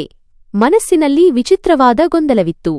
ಈ ಎಲ್ಲಾ ಮಾತುಗಳನ್ನು ನಿರ್ಲಕ್ಷಿಸಿ ನಗುವ ನಾಟಕ ಮಾಡುವುದೇ ಅಥವಾ ನನ್ನ ಸತ್ಯವನ್ನು ಒಪ್ಪಿಕೊಂಡು ನನಗೆ ಸಿಕ್ಕಿರುವ ಹಣೆಬರಹದಂತೆ ಬದುಕಲು ನಿರ್ಧರಿಸುವುದೇ? ಆ ರಾತ್ರಿ ನನಗೆ ಸ್ವಲ್ಪವೂ ನಿದ್ದೆ ಬರಲಿಲ್ಲ. ಪತಿಯ ಮಾತುಗಳು ಮತ್ತೆ ಮತ್ತೆ ನನ್ನ ಕಿವಿಯಲ್ಲಿ ಕೇಳಿಸುತ್ತಿದ್ದವು. ನಮಗೆ ಮಗು ಬೇಕು ಅಷ್ಟೇ, ಇವಳಲ್ಲ. ಈ ಮಾತು ಯಾರೋ ಕತ್ತಿಯಿಂದ ಇರಿದಂತೆ ನನ್ನ ಹೃದಯಕ್ಕೆ ಚುಚ್ಚುತ್ತಿತ್ತು. ಮಾರನೆಯ ದಿನ ಬೆಳಿಗ್ಗೆ ನಾನು ಎದ್ದಾಗ ನನ್ನ ತಾಯಿಯ ಮಾತುಗಳನ್ನು ನೆನಪಿಸಿಕೊಳ್ಳಲು ನಿರ್ಧರಿಸಿದೆ. ಜೀವನ ಸುಲಭವಲ್ಲ, ಆದರೆ ಧೈರ್ಯವನ್ನು ಎಂದಿಗೂ ಕಳೆದುಕೊಳ್ಳಬಾರದು. ಇದೆಲ್ಲ ನನಗೆ ಸುಲಭವಾಗುವುದಿಲ್ಲ ಎಂದು ನನಗೆ ತಿಳಿದಿತ್ತು. ಆದರೆ ನಾನು ಹೇಗಾದರೂ ನನ್ನ ಜೀವನವನ್ನು ನಿಭಾಯಿಸಲು ದೇವರು ನನಗೆ ಧೈರ್ಯ ನೀಡಲಿ ಎಂದು ಮನಸ್ಸಿನಲ್ಲಿಯೇ ಪ್ರಾರ್ಥಿಸಿದೆ. ಪತಿಯ ಮಾತುಗಳನ್ನು ಕೇಳಿ ನನ್ನ ಹೃದಯ ಸಂಪೂರ್ಣವಾಗಿ ಒಡೆದು ಹೋಗಿತ್ತು. ಹುಟ್ಟಿದ್ದ ಅಲ್ಪ ಸ್ವಲ್ಪ ಭರವಸೆಯೂ ಕಮರಿ ಹೋಯಿತು. ಅವರು ಇನ್ನೂ ಸ್ವಲ್ಪ ಸಮಯದವರೆಗೆ ಭರವಸೆಯನ್ನು ಉಳಿಸಿಕೊಳ್ಳಬಹುದಿತ್ತು ಎಂದು ನಾನು ಯೋಚಿಸಲಾರಂಭಿಸಿದೆ. ಆದರೆ ಎಲ್ಲವೂ ಬೇಗನೆ ಮುಗಿದುಹೋಯಿತು. ಈ ದಿನಗಳಲ್ಲಿ ಪತಿಯ ಮನಸ್ಥಿತಿ ಸ್ವಲ್ಪ ಪರವಾಗಿಲ್ಲ ಎನಿಸುತ್ತಿತ್ತು. ಬಹುಶಃ ಮಗುವಿನ ವಿಷಯ ಅವರ ಮನಸ್ಸನ್ನು ಸ್ವಲ್ಪ ಮೃದುಗೊಳಿಸಿತ್ತು. ಈ ಅವಕಾಶವನ್ನು ಬಳಸಿಕೊಂಡು ನನ್ನ ತಾಯಿಯನ್ನು ಭೇಟಿಯಾಗಲು ಅನುಮತಿ ಕೇಳೋಣ ಎಂದು ಯೋಚಿಸಿದೆ. ಮೊದಲು ನಾನು ಹಿಂಜರಿದೆ. ಆದರೆ ನಂತರ ಧೈರ್ಯವನ್ನು ಒಗ್ಗೂಡಿಸಿ ನಾನು ನನ್ನ ತಾಯಿಯನ್ನು ಭೇಟಿಯಾಗಲು ಬಯಸುತ್ತೇನೆ ಎಂದು ಹೇಳಿದೆ. ನನ್ನ ಮಾತು ಅವರಿಗೆ ವಿಚಿತ್ರವಾಗಿ ಕಂಡಂತೆ ಅವರು ಆಶ್ಚರ್ಯದಿಂದ ನನ್ನನ್ನು ನೋಡಿದರು. ಆದರೆ ನಂತರ ಅವರು ಶಾಂತ ಸ್ವರದಲ್ಲಿ, ಸರಿ, ಬೆಳಿಗ್ಗೆ ನಾನು ನಿನ್ನನ್ನು ಬಿಡುತ್ತೇನೆ, ಆದರೆ ಸಂಜೆಯೊಳಗೆ ಹಿಂತಿರುಗಬೇಕು. ನಾನೇ ಬಂದು ಕರೆದುಕೊಂಡು ಹೋಗುತ್ತೇನೆ ಎಂದು ಹೇಳಿದರು. ನಾನು ತಕ್ಷಣ ಸಂತೋಷದಿಂದ ಸರಿ ಎಂದೆ. ಇಂದು ನಾನು ನನ್ನ ತಾಯಿಯನ್ನು ಭೇಟಿಯಾಗಬಹುದು ಎಂಬ ವಿಚಿತ್ರ ನೆಮ್ಮದಿ ನನ್ನ ಮನಸ್ಸಿನಲ್ಲಿ ಮೂಡಿತು. ಸ್ವಲ್ಪ ಸಮಯದ ಮಟ್ಟಿಗಾದರೂ ಸರಿ. ಆ ತಾಯಿ ಯಾವಾಗಲೂ ನನಗಾಗಿ ಬಲವಾದ ಆಧಾರವಾಗಲು ಪ್ರಯತ್ನಿಸಿದ್ದರು. ನನ್ನ ಹೃದಯದಲ್ಲಿ ವಿಶೇಷ ಸ್ಥಾನವನ್ನು ಹೊಂದಿದ್ದರು. ನಮ್ಮ ಸಂಬಂಧದಲ್ಲಿ ಅಂತರವಿದ್ದರೂ ಅವರು ನನ್ನ ತಾಯಿಯಾಗಿದ್ದರು. ಅದೇ ತಾಯಿ ನನ್ನನ್ನು ಈ ಕಷ್ಟಕರ ಸಂಬಂಧಕ್ಕೆ ದೂಡಿದ್ದರು. ಆದರೆ ಅವರೇ ಈಗಲೂ ನನ್ನ ಹೃದಯಕ್ಕೆ ಹತ್ತಿರವಾದ ವ್ಯಕ್ತಿಯಾಗಿದ್ದರು. ನಾನು ನನ್ನ ತಾಯಿಯ ಮನೆಗೆ ತಲುಪಿ ನಾನು ತಾಯಿಯಾಗಲಿದ್ದೇನೆ ಎಂದು ಹೇಳಿದಾಗ ಅವರು ಸಂತೋಷದಿಂದ ಕುಣಿದಾಡಿದರು. ಅವರು ನನ್ನನ್ನು ತಬ್ಬಿಕೊಂಡರು. ನನ್ನ ತಲೆಯ ಮೇಲೆ ಕೈ ಇಟ್ಟು, ಎಲ್ಲವೂ ಸರಿಯಾಗುತ್ತದೆ. ದೇವರು ನಿನಗಾಗಿ ಖಂಡಿತವಾಗಿಯೂ ಒಂದು ಒಳ್ಳೆಯ ದಾರಿಯನ್ನು ತೋರಿಸುತ್ತಾನೆ ಎಂದರು. ನಾನು ಸ್ವಲ್ಪ ಹಿಂಜರಿಯುತ್ತಾ ಕೇಳಿದೆ, ಅಮ್ಮ, ನೀವು ಎಂದಿಗೂ ಅಪ್ಪನನ್ನು ಹುಡುಕಲು ಏಕೆ ಪ್ರಯತ್ನಿಸಲಿಲ್ಲ? ಅವರು ಸಿಕ್ಕಿದ್ದರೆ ಬಹುಶಃ ನಾವು ನಮ್ಮ ಹಕ್ಕನ್ನು ಅವರಿಂದ ಕೇಳಬಹುದಿತ್ತು. ಅಮ್ಮನ ಮುಖದ ಮೇಲೆ ಕತ್ತಲು ಆವರಿಸಿತು. ಅವರ ಕಣ್ಣುಗಳಲ್ಲಿ ಆಳವಾದ ನೋವು ಕಾಣಿಸುತ್ತಿತ್ತು. ಕಳೆದ ದಿನಗಳ ನೆನಪುಗಳಲ್ಲಿ ಕಳೆದು ಹೋದಂತೆ ಅವರು ಸ್ವಲ್ಪ ಸಮಯ ಮೌನವಾಗಿದ್ದರು. ನಂತರ ಮೆಲ್ಲನೆ ಹೇಳಿದರು, ಅವನನ್ನು ಎಲ್ಲಿ ಹುಡುಕಲಿ? ಅವನು ನನ್ನ ಜೀವನದಲ್ಲಿ ಕನಸಿನಂತೆ ಬಂದು ಹೋದ ಒಬ್ಬ ಪ್ರಯಾಣಿಕ. ಅವನು ನನ್ನನ್ನು ಪ್ರೀತಿಸಿದ, ಮದುವೆಯಾದ, ಸ್ವಲ್ಪ ಸಮಯ ಜೊತೆಗಿದ್ದ ಮತ್ತು ನನ್ನನ್ನು ತನ್ನೊಂದಿಗೆ ಕರೆದುಕೊಂಡು ಹೋಗುವುದಾಗಿ ಹೇಳುತ್ತಿದ್ದ. ತಾನು ದೊಡ್ಡ ಹವೇಲಿಯ ಮನೆಯ ಮಾಲೀಕ ಎಂದು ಹೇಳುತ್ತಿದ್ದ. ಆದರೆ ಒಂದು ದಿನ ಅವನ ತಾಯಿ ಅನಾರೋಗ್ಯದಿಂದ ಬಳಲುತ್ತಿದ್ದಾರೆ ಎಂದು ಫೋನ್ ಬಂತು. ಅವನು ಹೋದವನು ಮತ್ತೆ ಎಂದಿಗೂ ಹಿಂತಿರುಗಲಿಲ್ಲ. ನಾನು ಆಶ್ಚರ್ಯದಿಂದ ಕೇಳಿದೆ, ಹಾಗಾದರೆ ಅಮ್ಮ, ನಿಮಗೆ ಅವರ ಬಗ್ಗೆ ಏನೂ ಗೊತ್ತಾಗಲಿಲ್ಲವೇ? ಅಮ್ಮ ಸುಸ್ತಾದ ನಗುವಿನೊಂದಿಗೆ ಹೇಳಿದರು, ನನಗೆ ಕೇವಲ ಅವನ ಹೆಸರು ನೆನಪಿದೆ. ವಿಳಾಸವಿಲ್ಲ, ಠಾಣೆಯಿಲ್ಲ, ಊರಿಲ್ಲ, ಯಾವುದೇ ಫೋನ್ ನಂಬರ್ ಕೂಡ ಇಲ್ಲ. ನಾನು ಅವನನ್ನು ಎಲ್ಲಿ ಹುಡುಕಲಿ? ನನ್ನ ಮನಸ್ಸಿನಲ್ಲಿ ಒಂದು ಆಸೆ ಹುಟ್ಟಿತು. ಕನಿಷ್ಠ ಅವರ ಹೆಸರನ್ನಾದರೂ ತಿಳಿದುಕೊಳ್ಳೋಣ. ನನ್ನ ತಂದೆಯಾಗಿದ್ದ ಆ ವ್ಯಕ್ತಿಯ ಹೆಸರು ತಿಳಿಯಬೇಕಿತ್ತು. ನಾನು ಹಿಂಜರಿಯುತ್ತಾ ಹೇಳಿದೆ, ಅಮ್ಮ, ಇಂದಾದರೂ ನನಗೆ ನನ್ನ ತಂದೆಯ ಹೆಸರನ್ನು ಹೇಳಿ. ಅಮ್ಮ ದೀರ್ಘವಾಗಿ ಉಸಿರು ಬಿಟ್ಟು ಮೆಲ್ಲನೆ ಹೇಳಿದರು, ನಿನ್ನ ತಂದೆಯ ಹೆಸರು ವೀರೇಂದ್ರ ಪ್ರತಾಪ್ ಸಿಂಗ್. ಈ ಹೆಸರನ್ನು ಕೇಳಿ ನನ್ನ ಹೃದಯದಲ್ಲಿ ವಿಚಿತ್ರವಾದ ಸಂಚಲನ ಉಂಟಾಯಿತು. ಆದರೆ ಆ ಹೆಸರಿಗೆ ನನಗೆ ಯಾವುದೇ ಅರ್ಥವಿರಲಿಲ್ಲ. ಆ ಹೆಸರು ನನ್ನ ಅಸ್ತಿತ್ವದ ಭಾಗವಾಗಬಹುದಿತ್ತು. ಆದರೆ ಹಾಗಾಗಲಿಲ್ಲ. ಆ ಹೆಸರು ಕೂಡ ನನ್ನ ಜೀವನದ ಆ ಖಾಲಿ ಮೂಲೆಗಳಲ್ಲಿ ಸೇರಿಕೊಂಡಿತು. ಅದನ್ನು ನಾನು ಎಂದಿಗೂ ತುಂಬಲು ಸಾಧ್ಯವಾಗಲಿಲ್ಲ. ನಾನು ಸ್ವಲ್ಪ ಸಮಯ ಅಮ್ಮನ ಹತ್ತಿರ ಮೌನವಾಗಿ ಕುಳಿತಿದ್ದೆ. ಅವರ ಮುಖದಲ್ಲಿ ಜೀವನದ ಕಹಿ ಸ್ಪಷ್ಟವಾಗಿ ಕಾಣುತ್ತಿತ್ತು ಮತ್ತು ನನ್ನ ಮನಸ್ಸಿನಲ್ಲಿ ಹೇಳಲಾಗದ ಗೊಂದಲವಿತ್ತು. ಕೊನೆಗೆ ಈ ಹೆಸರಿನ ನಂತರ ನಾನು ಏನು ಮಾಡಬಲ್ಲೆ? ನನಗೆ ಇದೇ ಜೀವನವೇ ವಾಸ್ತವವಾಗಿತ್ತು. ಅದನ್ನು ಹೇಗಾದರೂ ಸಹಿಸಲೇಬೇಕಿತ್ತು. ಸಂಜೆಯ ವೇಳೆಗೆ ನನ್ನ ಪತಿ ನನ್ನನ್ನು ಕರೆದುಕೊಂಡು ಹೋಗಲು ಬರಲಿದ್ದರು. ನಾನು ಅಮ್ಮನಿಗೆ ವಿದಾಯ ಹೇಳಿದೆ ಮತ್ತು ಜೀವನದ ಚಕ್ರ ಹೀಗೆಯೇ ತಿರುಗುತ್ತಿರುತ್ತದೆ ಎಂದುಕೊಂಡೆ. ನನ್ನ ಆಸೆಗಳು, ಕನಸುಗಳು ಅಥವಾ ಪ್ರಶ್ನೆಗಳು ಎಲ್ಲೋ ಹಿಂದೆಯೇ ಉಳಿದುಬಿಡಬಹುದು. 9 ತಿಂಗಳುಗಳು ಹೇಗೋ ಚೆನ್ನಾಗಿ ಕಳೆದು ಹೋದವು. ಆದರೆ ದೇವರಿಗೆ ಏನು ಇಷ್ಟವಿತ್ತೋ ಗೊತ್ತಿಲ್ಲ. ಮಗು ಹುಟ್ಟಿದಾಗ ನನ್ನ ಕಾಲ ಕೆಳಗಿನ ಭೂಮಿ ಕುಸಿದಂತಾಯಿತು. ಹೆಣ್ಣು ಮಗು ಹುಟ್ಟಿತ್ತು. ಆದರೆ ಅವಳ ಕೈಕಾಲುಗಳು ನೋಡಲು ಅವನಂತೆಯೇ ಇದ್ದವು. ನನ್ನ ಪತಿ ಮಗಳನ್ನು ನೋಡಿದಾಗ ಅವನ ಮುಖ ಬಾಡಿಹೋಯಿತು. ಅವನು, ಮಗು ಏನೋ ಆಗಿದೆ, ಆದರೆ ಇದು ನಿಷ್ಪ್ರಯೋಜಕ. ಇದನ್ನು ಯಾರು ಸಾಕ್ತಾರೆ? ಯಾರು ಇವಳನ್ನು ನೋಡಿಕೊಳ್ಳುತ್ತಾರೆ? ಎಂದನು. ಅವನ ಮಾತುಗಳು ನನ್ನ ಹೃದಯಕ್ಕೆ ಬಾಣದಂತೆ ಚುಚ್ಚಿದವು. ನನಗೆ ಹೇಳಿಕೊಳ್ಳಲಾಗದಷ್ಟು ನೋವಾಗುತ್ತಿತ್ತು. ಇಡೀ ಜೀವನವನ್ನು ನಾನು ಭಾವನಾತ್ಮಕ ತಾಯಿಯ ನೆರಳಿನಲ್ಲಿ ಕಳೆದಿದ್ದೆ ಮತ್ತು ಈಗ ನಾನೇ ತಾಯಿಯಾಗಿದ್ದೆ. ಅಷ್ಟೇ ಭಾವೋದ್ವೇಗದಿಂದ ನಾನು, ಸರಿ, ನಿನಗೆ ಬೇಡವೆಂದರೆ ನಾನು ಇವಳನ್ನು ದೇವಸ್ಥಾನದ ಹೊರಗೆ ಬಿಟ್ಟು ಬರುತ್ತೇನೆ. ಅಲ್ಲಿ ಯಾರಾದರೂ ಇವಳನ್ನು ಎತ್ತಿಕೊಳ್ಳಬಹುದು ಅಥವಾ ದೇವರೇ ದಾರಿ ತೋರಿಸಬಹುದು ಎಂದೆ. ನನ್ನ ಪತಿ ತಣ್ಣನೆಯ ದನಿಯಲ್ಲಿ, ಹಾಗೆ ಯೋಚಿಸಿದ್ದು ಒಳ್ಳೆಯದೇ ಆಯಿತು. ಹೇಗಿದ್ದರೂ ನಾನು ಇವಳನ್ನು ಮನೆಯಲ್ಲಿ ಇಟ್ಟುಕೊಳ್ಳಲು ಬಯಸುತ್ತಿರಲಿಲ್ಲ. ಹೋಗಿಬಿಟ್ಟು ಬಾ ಎಂದನು. ನನ್ನ ಅತ್ತೆ ಮತ್ತು ನಾದಿನಿ ಮಾತನಾಡುತ್ತಲೇ ಇದ್ದರು. ಅವರ ಮಾತುಗಳು ನನ್ನ ಮೆದುಳನ್ನು ಮರಗಟ್ಟಿಸಿದವು ಮತ್ತು ನಂತರ ನಾನು ಆ ವಿಚಿತ್ರವಾದ ಮತ್ತು ನೋವಿನ ನಿರ್ಧಾರವನ್ನು ತೆಗೆದುಕೊಂಡೆ. ರಾತ್ರಿಯ ನೀರವತೆಯಲ್ಲಿ ನಾನು ನನ್ನ ಪುಟ್ಟ ಮಗಳನ್ನು ಶಿವನ ದೇವಾಲಯದ ಹೊರಗೆ ಬಿಟ್ಟು ಬಂದೆ. ನಾನು ಹಿಂತಿರುಗಿದಾಗ ನನ್ನ ಪತಿ, ನೀನು ಮಾಡಿದ್ದು ಒಳ್ಳೆಯದೇ ಆಯಿತು ಎಂದನು. ನಾನು, ದೇವರು ಖಂಡಿತವಾಗಿಯೂ ಏನಾದರೂ ದಾರಿ ತೋರಿಸುತ್ತಾನೆ ಎಂದು ಉತ್ತರಿಸಿದೆ.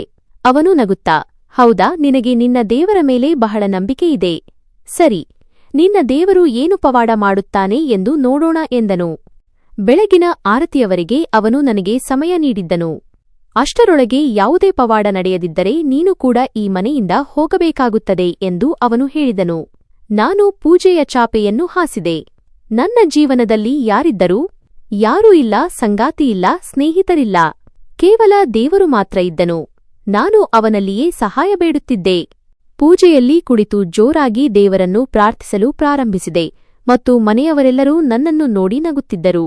ಯಾವುದೇ ಪವಾಡ ನಡೆಯುವಂತಿರಲಿಲ್ಲ. ರಾತ್ರಿ ಸಮಯವಾಗಿತ್ತು. ಮನಸ್ಸಿನಲ್ಲಿ ವಿಚಿತ್ರವಾದ ಆತಂಕವಿತ್ತು. ನಾನು ನನ್ನ ಮಗಳನ್ನು ದೇವಸ್ಥಾನದಲ್ಲಿ ಬಿಟ್ಟು ಬಂದಾಗಲೂ ಎದೆಯ ಮೇಲೆ ಕಲ್ಲನ್ನು ಇಟ್ಟುಕೊಂಡಂತಾಗಿತ್ತು.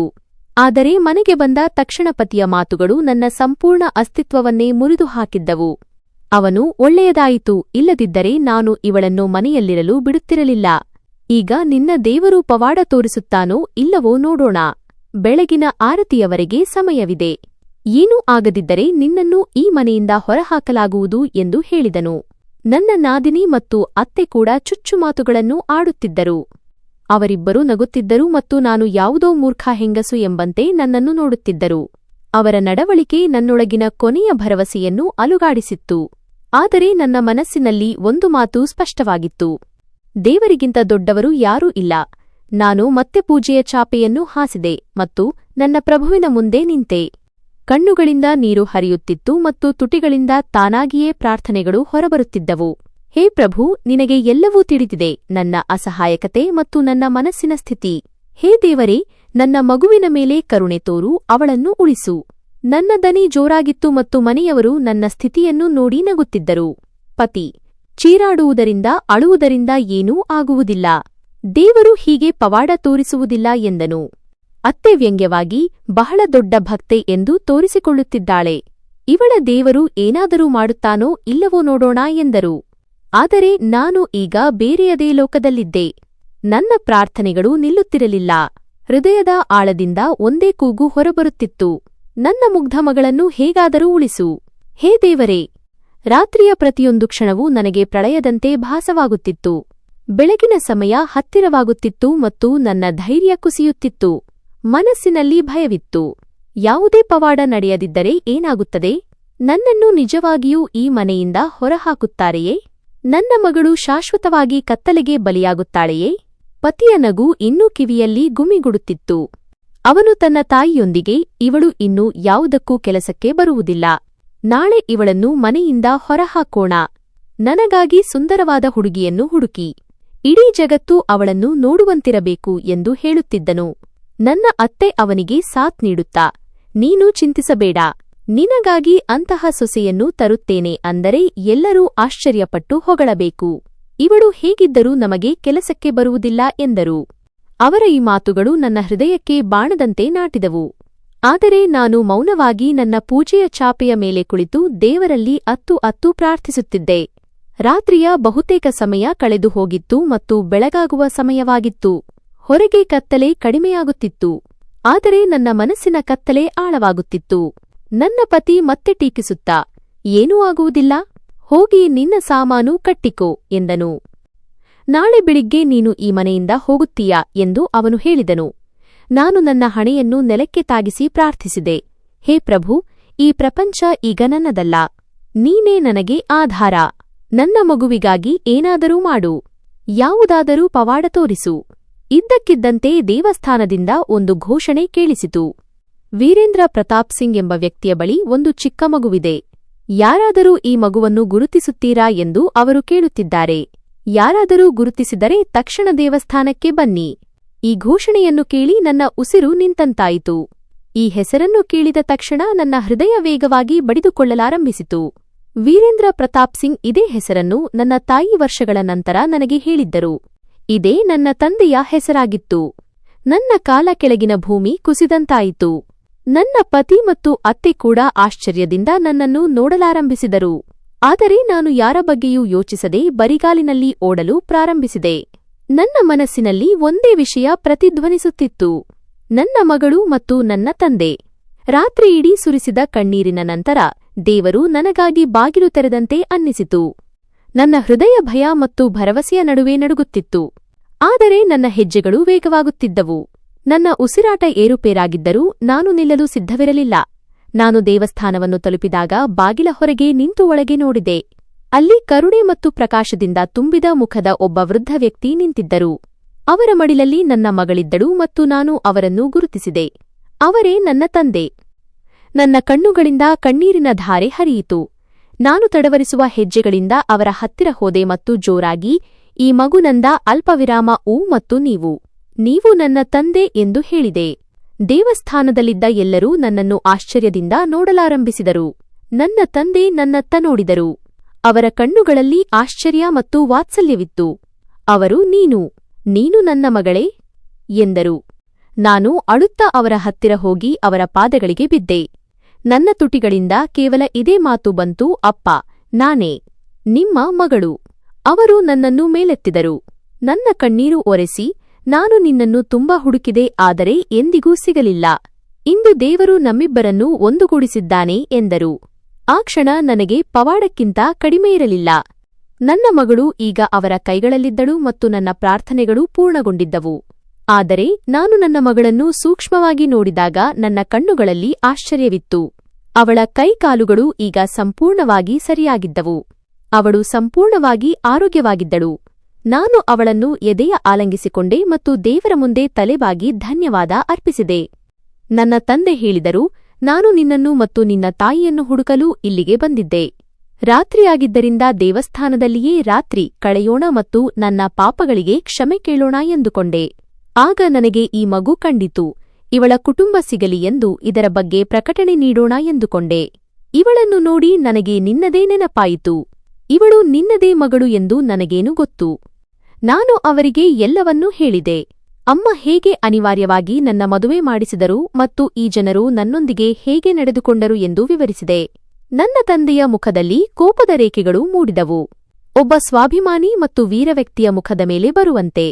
ಅವರು ನನ್ನ ಕೈ ಹಿಡಿದರು. ನನ್ನ ಮಗಳನ್ನು ತಮ್ಮ ಶಾಲುನಲ್ಲಿ ಸುತ್ತಿ, ನನ್ನೊಂದಿಗೆ ಬಾ ಎಂದರು. ನಾನು ಎಲ್ಲಿಗೆ ಎಂದು ಕೇಳಿದೆ. ಅವರು ಸುಮ್ಮನೆ ಬಾ, ನಿನಗೆ ಎಲ್ಲವೂ ಅರ್ಥವಾಗುತ್ತದೆ ಎಂದರು. ಅವರು ನನ್ನನ್ನು ನನ್ನ ಮನೆಗೆ ಕರೆದುಕೊಂಡು ಹೋದರು.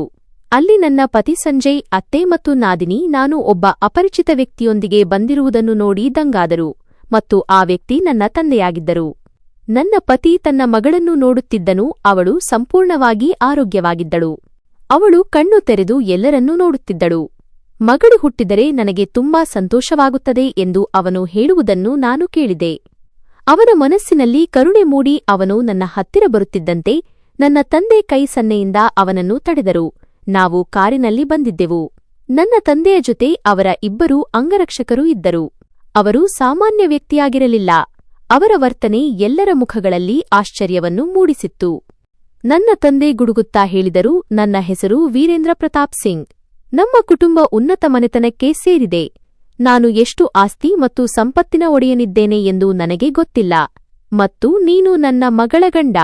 ಆಗ ಮೊದಲು ಆರಾಮವಾಗಿ ಕುಳಿತಿದ್ದ ನನ್ನ ಪತಿ ತಕ್ಷಣ ಗೌರವದಿಂದ ಎದ್ದು ನಿಂತು ಗಾಬರಿಯಿಂದ, ಹೌದು ಹೌದು, ಇವಳು ನನ್ನ ಹೆಂಡತಿ ಮತ್ತು ಇದು ನನ್ನ ಮಗಳು ಎಂದನು. ತಂದೆಯ ಮುಖದ ಮೇಲಿನ ಕೋಪದ ರೇಖೆಗಳು ಇನ್ನೂ ಆಳವಾದವು. ಅವರು ಕಠಿಣ ಸ್ವರದಲ್ಲಿ ಕೇಳಿದರು, ಈ ಮಗು ನಿಮ್ಮದಾಗಿದ್ದರೆ ದೇವಸ್ಥಾನದಲ್ಲಿ ಏನು ಮಾಡುತ್ತಿತ್ತು? ಮತ್ತು ನೀನು ನನ್ನ ಮಗಳ ಮೇಲೆ ಕೈ ಹೇಗೆ ಎತ್ತಿದೆ? ನನ್ನ ಪತಿಯ ಮುಖ ಸಂಪೂರ್ಣವಾಗಿ ಬಿಳಿಚಿಕೊಂಡಿತು.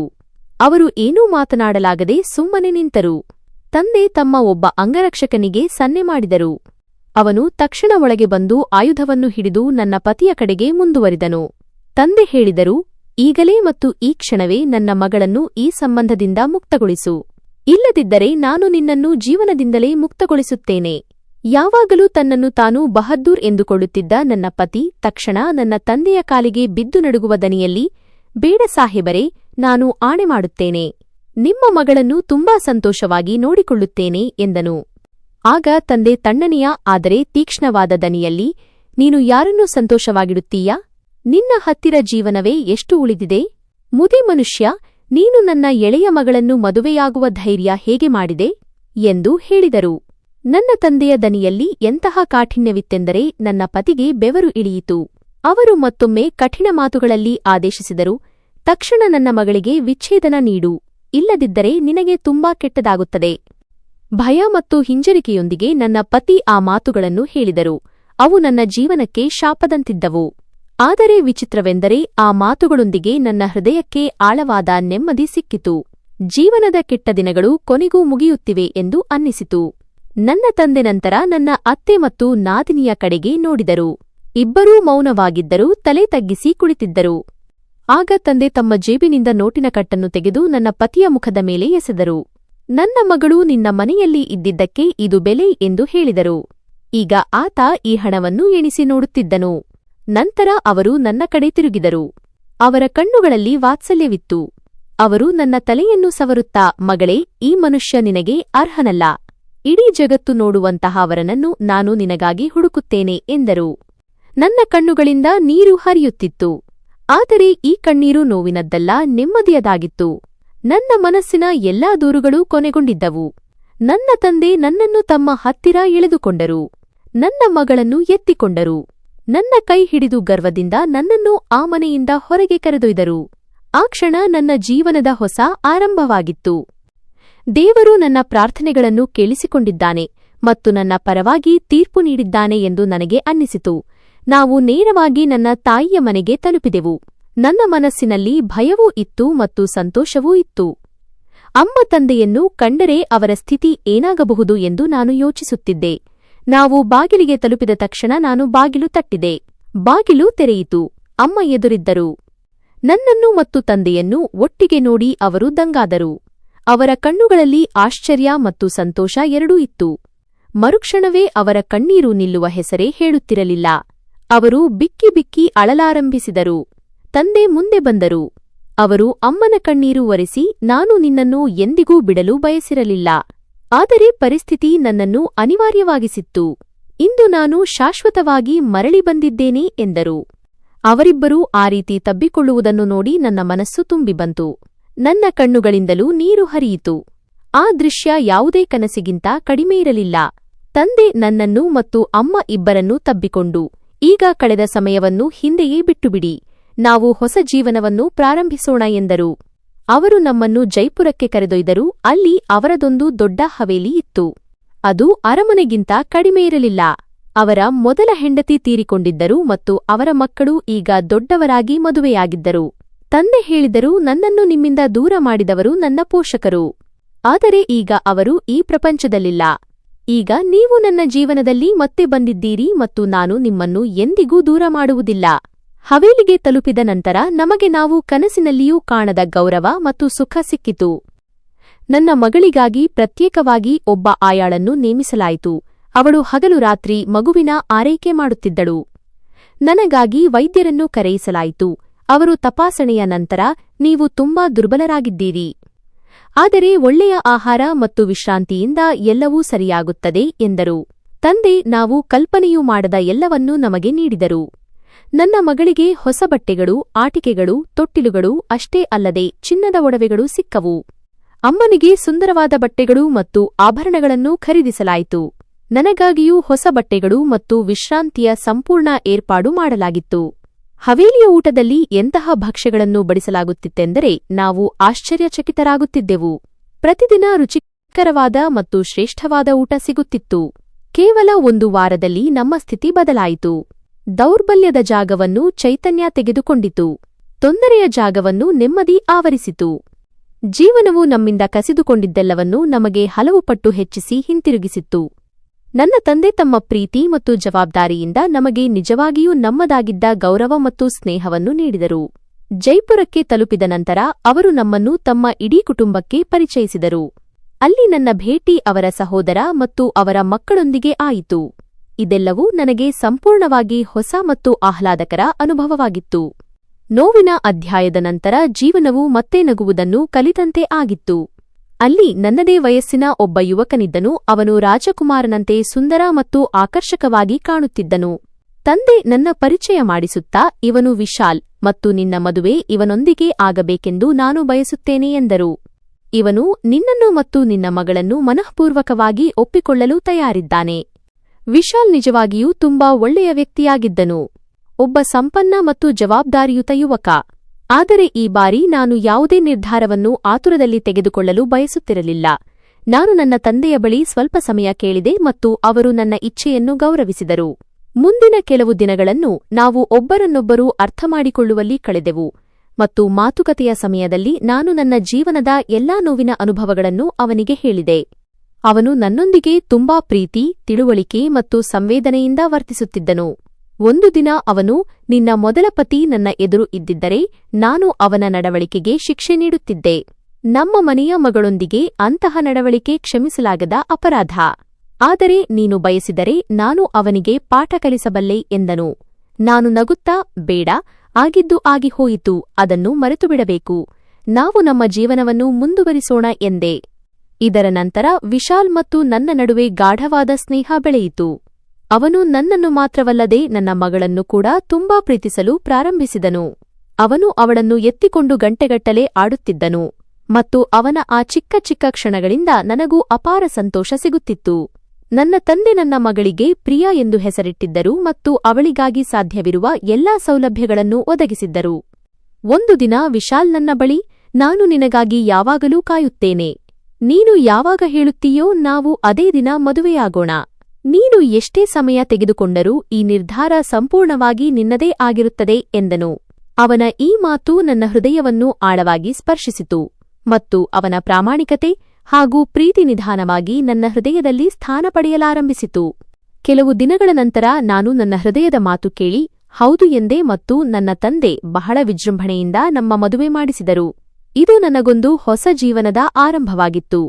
ವಿಶಾಲ್ ಅವರೊಂದಿಗೆ ಜೀವನವು ನೆಮ್ಮದಿ, ಪ್ರೀತಿ ಮತ್ತು ಸಂತೋಷಗಳಿಂದ ತುಂಬಿಹೋಯಿತು. ಅವನು ನನ್ನ ಮಗಳಿಗೆ ಒಬ್ಬ ಆದರ್ಶ ತಂದೆಯಂತಿದ್ದನು ಮತ್ತು ನನಗೆ ನನ್ನ ಎಲ್ಲಾ ದುಃಖಗಳನ್ನು ದೂರ ಮಾಡಿ ಸಂತೋಷದ ಬೆಳಕಿನಲ್ಲಿ ತಂದು ನಿಲ್ಲಿಸಿದ ಸಂಗಾತಿಯಾಗಿದ್ದನು. ಮದುವೆಯ ನಂತರ ನನಗೆ ಅರ್ಥವಾಯಿತು, ಒಬ್ಬ ಪುರುಷ ನಿಜವಾದ ಹೃದಯದಿಂದ ಪ್ರೀತಿಸಿದರೆ ಅವನು ಸ್ತ್ರೀಗೆ ಎಷ್ಟು ಗೌರವ ಮತ್ತು ಆತ್ಮೀಯತೆಯನ್ನು ನೀಡುತ್ತಾನೆ ಎಂದು. ಅವನು ನನ್ನ ಪ್ರತಿ ನೋವು ಮತ್ತು ನಗುವಿನ ಭಾಗವಾಗಿದ್ದನು. ನನಗೆ ಸ್ವಲ್ಪ ತೊಂದರೆಯಾದರೂ ಅವನು ಕಂಗಾಲಾಗುತ್ತಿದ್ದನು. ಅವನ ಪ್ರೀತಿ ಮತ್ತು ಕಾಳಜಿಯ ರೀತಿ ಎಂತಹದ್ದಿತ್ತೆಂದರೆ ಹಲವು ಬಾರಿ ನಾನು ಕನಸು ಕಾಣುತ್ತಿದ್ದೇನೆಯೇನೋ ಎಂದು ನನಗೆ ಅನಿಸುತ್ತಿತ್ತು. ನನ್ನ ತಂದೆ ನಿಜವಾಗಿಯೇ ಹೇಳಿದ್ದರು, ಅವರು ನನ್ನ ಮದುವೆಯನ್ನು ಒಬ್ಬ ರಾಜಕುಮಾರನೊಂದಿಗೆ ಮಾಡಿಸುತ್ತಾರೆ ಎಂದು, ಮತ್ತು ವಿಶಾಲ್ ನಿಜವಾಗಿಯೂ ನನ್ನನ್ನು ರಾಜಕುಮಾರಿಯಂತೆ ನೋಡಿಕೊಂಡನು. ನನ್ನ ಜೀವನ ಈಗ ಸಂತೋಷದಿಂದ ತುಂಬಿಹೋಗಿತ್ತು ಮತ್ತು ನಾನು ಪ್ರತಿಕ್ಷಣವೂ ದೇವರಿಗೆ ಧನ್ಯವಾದ ಅರ್ಪಿಸುತ್ತಿದ್ದೆ. ನನ್ನ ತಾಯಿ ಕೂಡ ಈಗ ತಂದೆಯೊಂದಿಗೆ ತುಂಬಾ ಸಂತೋಷವಾಗಿದ್ದರು. ಅವರು ನಗುತ್ತಿದ್ದರು, ಸಂಭ್ರಮಿಸುತ್ತಿದ್ದರು ಮತ್ತು ಮೊದಲಿಗಿಂತ ಹೆಚ್ಚು ವಿವೇಕಯುತರಾಗಿದ್ದರು. ನಾನು ಬಾಲ್ಯದಲ್ಲಿ ಅವರನ್ನು ನೋಡಲು ಬಯಸಿದಂತೆಯೇ ಅವರಿದ್ದರು. ತಂದೆ ಅವರೊಂದಿಗೆ ಹೇಳಿದ್ದರು, ಈಗ ಪ್ರತಿದಿನವೂ ಹಬ್ಬದಂತೆ ಬದುಕಬೇಕು. ಕೈಗಳಲ್ಲಿ ಬಳೆಗಳನ್ನು ಧರಿಸು, ಅಲಂಕಾರ ಮಾಡಿಕೋ ಮತ್ತು ನಿನ್ನ ಜೀವನವನ್ನು ಸುಂದರವಾಗಿಸಿಕೋ. ನಾವು ಜೊತೆಯಾಗಿ ಕಳೆಯದ ಸಮಯವನ್ನು ಈಗ ಕೊನೆಯುಸಿರಿನವರೆಗೂ ಅನುಭವಿಸೋಣ. ನನ್ನ ತಂದೆ ನಿಜವಾಗಿಯೂ ಒಬ್ಬ ಹೀರೋ ಆಗಿದ್ದರು. ಪರಿಸ್ಥಿತಿ ನಮ್ಮನ್ನು ಎಂದಾದರೂ ಪರಸ್ಪರ ದೂರ ಮಾಡಿದ್ದರೆ ಈಗ ಅವರು ಎಲ್ಲಾ ಅಡೆತಡೆಗಳನ್ನು ನಿವಾರಿಸಿ ನಮ್ಮನ್ನು ತಮ್ಮ ಜೀವನದ ಭಾಗವಾಗಿಸಿಕೊಂಡಿದ್ದರು. ಈಗ ನನ್ನ ಜೀವನವು ಪ್ರತಿಯೊಬ್ಬ ತಾಯಿ ತನ್ನ ಮಗಳಿಗಾಗಿ ಕನಸು ಕಾಣುವಂತೆ ಇತ್ತು. ಸಂತೋಷ, ನೆಮ್ಮದಿ ಮತ್ತು ಪ್ರೀತಿ ನನ್ನ ಸುತ್ತಲೂ ಇತ್ತು ಮತ್ತು ನಾನು ಪ್ರತಿಕ್ಷಣವೂ ಈ ಸುಂದರ ಜೀವನವನ್ನು ಆನಂದಿಸುತ್ತಿದ್ದೆ. ವಿಶಾಲ್ ಮತ್ತು ನನ್ನ ತಂದೆ ಸೇರಿ ನನ್ನ ಪ್ರಪಂಚವನ್ನು ಸ್ವರ್ಗವನ್ನಾಗಿ ಮಾಡಿದ್ದರು. ಇದೆಲ್ಲವೂ ನನಗೆ ಪವಾಡಕ್ಕಿಂತ ಕಡಿಮೆಯಿರಲಿಲ್ಲ.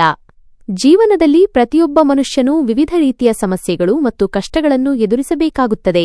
ಕೆಲವೊಮ್ಮೆ ಪರಿಸ್ಥಿತಿಗಳು ಎಷ್ಟು ಕಠಿಣವಾಗುತ್ತವೆ ಎಂದರೆ ಮನುಷ್ಯನು ತನ್ನನ್ನು ತಾನು ನಿಭಾಯಿಸಿಕೊಳ್ಳುವುದು ಕಷ್ಟವಾಗುತ್ತದೆ. ಮನುಷ್ಯನು ತನ್ನನ್ನು ತಾನು ಒಂಟಿ ಮತ್ತು ಅಸಹಾಯಕ ಎಂದು ಭಾವಿಸುತ್ತಾನೆ. ಸಮಸ್ಯೆಗಳು ಮತ್ತು ಅಡೆತಡೆಗಳು ಪ್ರತಿಯೊಬ್ಬರ ಜೀವನದ ಭಾಗವಾಗಿವೆ. ಆದರೆ ಜೀವನದಲ್ಲಿ ಕಠಿಣ ಸಮಯ ಬಂದಾಗ ದೇವರ ಕರುಣೆ ಮತ್ತು ಸಹಾಯಕ್ಕಿಂತ ಮಿಗಿಲಾದುದು ಯಾವುದೂ ಇಲ್ಲ ಎಂಬುದನ್ನು ಮನುಷ್ಯ ನೆನಪಿಟ್ಟುಕೊಳ್ಳಬೇಕು.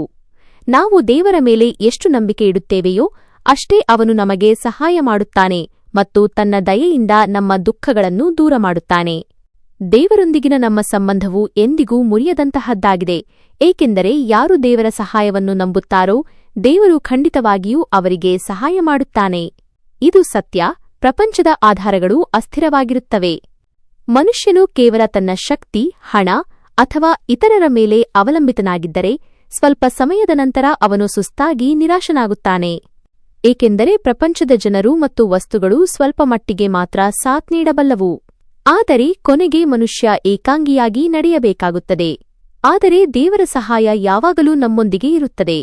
ಆದರೆ ಷರತ್ತು ಏನೆಂದರೆ ನಾವು ಅವನ ಮೇಲೆ ನಂಬಿಕೆ ಇಡಬೇಕು ಮತ್ತು ನಿಜವಾದ ಮನಸ್ಸಿನಿಂದ ಅವನಲ್ಲಿ ಸಹಾಯ ಕೇಳಬೇಕು. ಜೀವನದಲ್ಲಿ ಅಪಾರ ಕಷ್ಟಗಳು ಬಂದಾಗ ಕೆಲವೊಮ್ಮೆ ಮನುಷ್ಯನು ತಾನು ಒಂಟಿಯಾಗಿದ್ದೇನೆ ಮತ್ತು ತನಗೆ ಸಹಾಯ ಮಾಡುವವರು ಯಾರೂ ಇಲ್ಲ ಎಂದು ಯೋಚಿಸುತ್ತಾನೆ. ಆದರೆ ಅವನು ದೇವರ ಕಡೆಗೆ ತಿರುಗಿದರೆ, ಮನಸ್ಸಿನಿಂದ ಪ್ರಾರ್ಥಿಸಿದರೆ ಮತ್ತು ಅವನ ಇಚ್ಛೆಯಂತೆ ನಡೆಯಲು ಪ್ರಯತ್ನಿಸಿದರೆ ದೇವರು ಖಂಡಿತವಾಗಿಯೂ ಅವನಿಗೆ ಸಹಾಯ ಮಾಡುತ್ತಾನೆ. ನಾವು ದೇವರಿಂದ ಸಹಾಯ ಕೇಳಿದಾಗ ಅವನು ನಮ್ಮ ಪ್ರಾರ್ಥನೆಗಳಿಗೆ ತನ್ನದೇ ಆದ ಸರಿಯಾದ ಸಮಯದಲ್ಲಿ ಉತ್ತರಿಸುತ್ತಾನೆ.